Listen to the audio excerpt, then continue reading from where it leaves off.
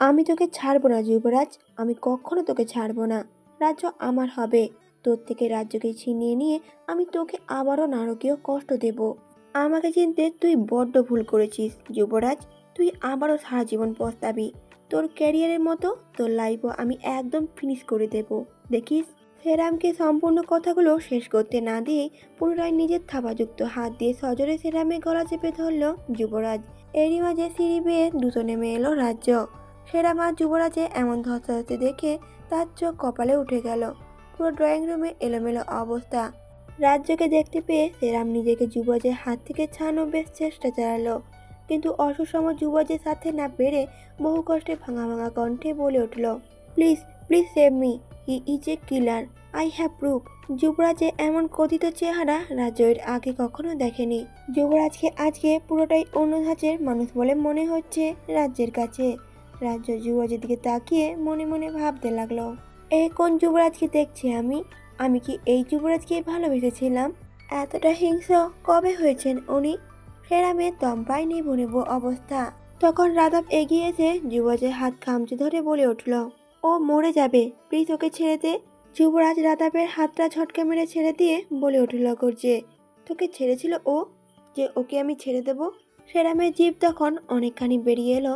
তখনই সেরামের গলা ছেড়ে দিয়ে মেঝেতে ধাক্কা দিয়ে ফেলে দিল যুবরাজ।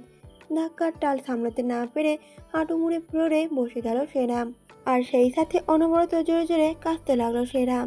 সেই অবস্থাতেই যুবরাজ সেরামের সামনে হাঁটু গেড়ে বসে রাধাপের দিকে আঙুল তাক করে শুধালো, ওকে জানিস তুই? সেরাম কাশির চোটে কথাই বলতে পারছে না। সেরাম কথা না বলাতে যুবরাজের রাগ আরও বেড়ে গেল। পুনরায় গর্জে উঠে একই প্রশ্ন করতেই রাধাব রাজ্য দুজনেই কেঁপে উঠল। যুবরাজের প্রশ্নের উত্তরে সেরাম কিঞ্চিত মাথা নাড়িয়ে বুঝালো রাধাবকে তা সে জানে না। যুবরাজ সেরামের হাত মোচড়ে ধরে বলে উঠল তখন, ও হচ্ছে ডক্টর রেহান চৌধুরী, যাকে তুই প্রাণে বাঁচিয়ে রেখে চরম বোকামি করেছিস। যুবরাজের মুখে রেহানের নাম শুনে বিস্ফোরিত নেত্রে রাধাবের দিকে তাকালো সেরাম। লম্বা চওড়া সুদর্শন রাধাবের দিকে অবিশ্বাস্য নজরে কিছুক্ষণ তাকিয়ে বলে উঠল, তোদের দুজনকে আমি আবারও শেষ করব যুবরাজ শাহির, এবার আর বাঁচতে পারবি না।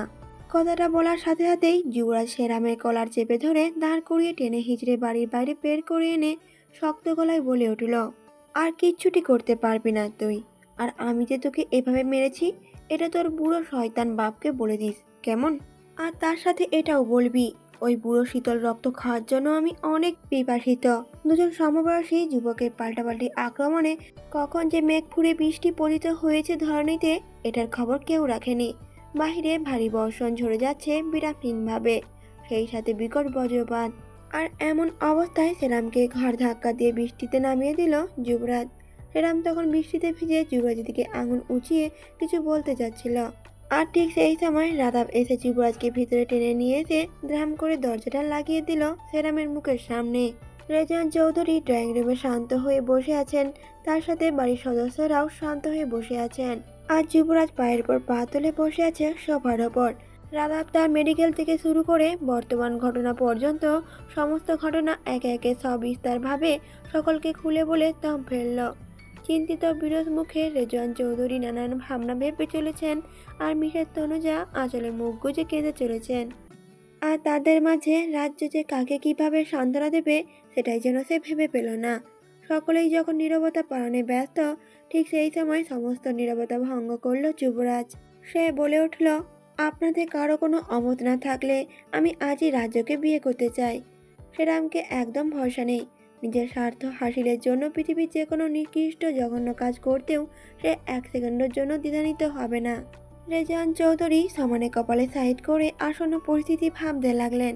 মিসেস তনুজা নিরুপায় হয়ে সোফায় হেলান দিয়ে দুই চোখ বন্ধ করে বসে রইলেন। রাজ্য কিছু বলবে কি বলবে না সেটাই যেন মত্ত হলো তার ভাবনায়।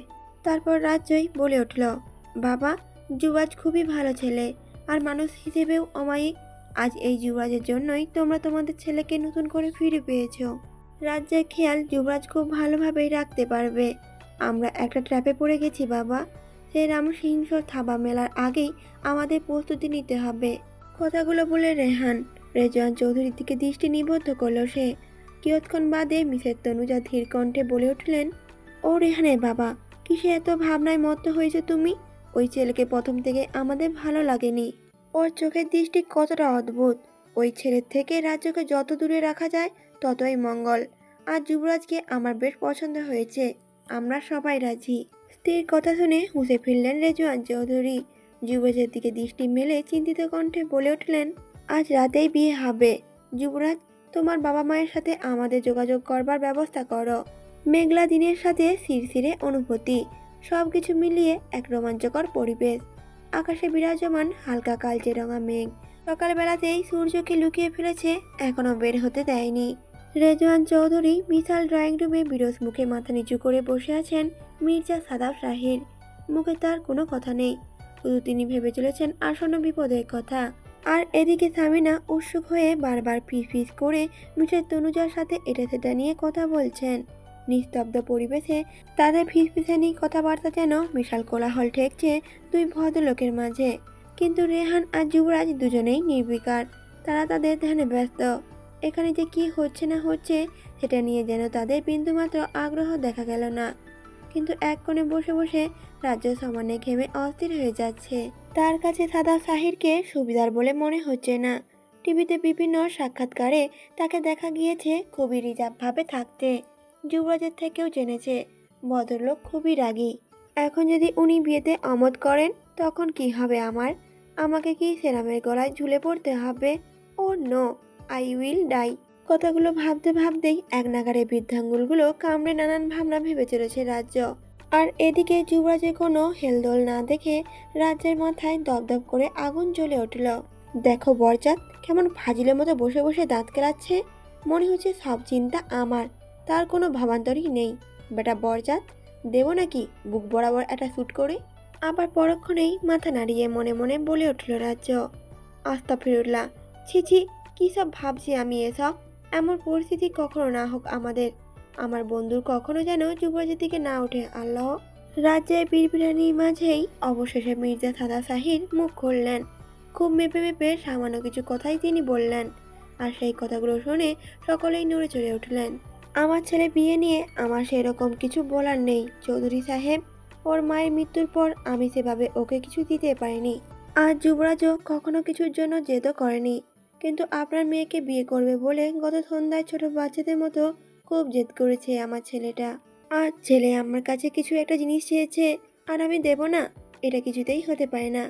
কিন্তু একমাত্র ছেলে হিসেবে ওর বিয়ে নিয়ে আমার অনেক ফ্যান্টাসি ছিল। হয়তো এইটুকু বেলার মধ্যে সেসব আমি কমপ্লিট করতে পারবো না, কিন্তু কিছু অপূর্ণ রাখবো না মিস্টার চৌধুরী। রেজওয়ান চৌধুরী তখন সামান্য গলা খাকারি দিয়ে আহত স্বরে বলে উঠলেন, কী বা করার আছে বলুন? খাল কেটে কুমির এনেছি, এখন সেই কুমির আমাদের সবাইকে ভক্ষণ করতে যাচ্ছে। যদিও গুণাক্ষরেও টের পেতাম এরা বাপ ছেলে এমন ধুরন্ধর হয় না, তাহলে এভাবে বাবা হিসেবে নিজের মেয়েকে জলাঞ্জলি দিতাম না। ছেলেটা একদম হাত ধুয়ে মেয়েটার পিছনে লেগেছে। সকাল বিকাল বাড়িতে এসে বিয়ের জন্য তাগাদা দিয়ে চলেছে। সাদাব সাহির পুরো ঘটনাটাই জানেন, তাই বেশি কিছু না ঘাঁটিয়ে ধীর কণ্ঠে তিনি বলে উঠলেন, ওরা দুজন মিলে আমার ছেলেটার লাইফ হেল করে দিয়েছে। মামা হয়ে ভাগ্নের পিছনে এভাবে লেগে থাকবে সেটাই তো আমাদের কল্পনার বাইরে। আপনি কোনো চিন্তা করবেন না, সেরাম যাতে আপনাদের কোনো ক্ষতি করতে না পারে সেই ব্যবস্থা আমার ছেলে অবশ্যই করবে। শুধু একটু সময় দিয়ে ভরসা আর বিশ্বাস রাখুন যুবরাজের উপর। রেজওয়ান চৌধুরী আর সাদা সাহিরের আলোচনার মাঝেই হঠাৎই সামিনা তাগাদা দিয়ে বলে উঠলেন, ভাইজান দুপুর গড়াতে চলল, বিয়ে কেনাকাটা অ্যারেঞ্জমেন্ট সব কিছু বাকি পড়ে আছে, কখন কি হবে? সামিনার কথায় সাদাব সাহির সামান্য হেসে বলে উঠলেন, তোর ছেলে সমস্ত প্রস্তুতি নিয়ে তবেই মাঠে নেমেছে, তোর কিছুই ভাবতে হবে না, সময় মতোই সব কিছু ব্যবস্থা হয়ে যাবে দেখবি। সাদাব সাহিরে এমন অদ্ভুত কথা শুনে অবাকের চূড়ান্ত পর্যায়ে পৌঁছে যুবরাজের দিকে বিস্ফোরিত নেত্রে তাকালো রাজ্য। মুহূর্তেই চোকাচোকি হলো দুজনের।